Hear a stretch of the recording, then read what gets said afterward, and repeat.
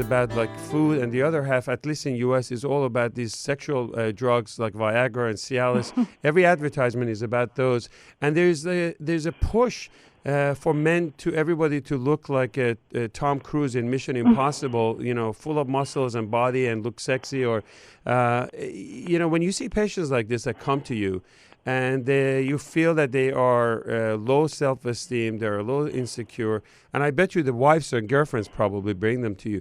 What's the first thing that you do, and how do you kind of like get them through and for healing process? I think one of the first things that we look at is where these beliefs, these shoulds and these have-tos come from. Few of us wake up one day and decide, I'm not good enough physically, or I'm not good enough, intellectually or whatever else. So it needs to come from somewhere. And we know that with body image disorders, it's usually multifactorial.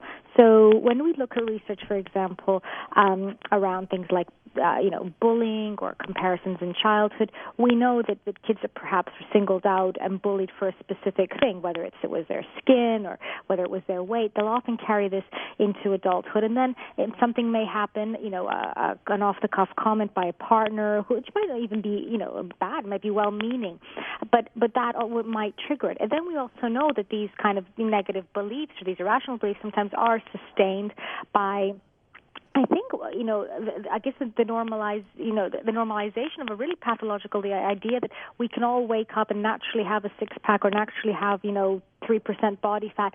Like you say, whether it's Tom Cruise or, whoever the flavor of the month is, the body type that we're looking at, these people, it takes a heck of a lot of work to look like that. And that's something women have had to contend with for years.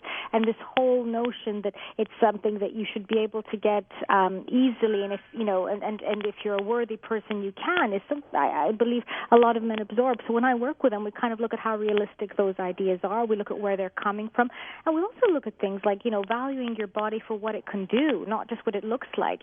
We live in a society which is very much about the aesthetic, as opposed to being, I guess, about functionality. I was just out in the pool now with my little girl and kind of thinking, at her age, she still hasn't clocked on to the fact she's jumping in the water and playing. The idea of how she looks in a bikini would not cross her mind. In a few years, I'm sure it will be paramount in her mind, like it is many of ours. So when I'm working with people, we try and get back to those basics, that sense of entitlement about your body.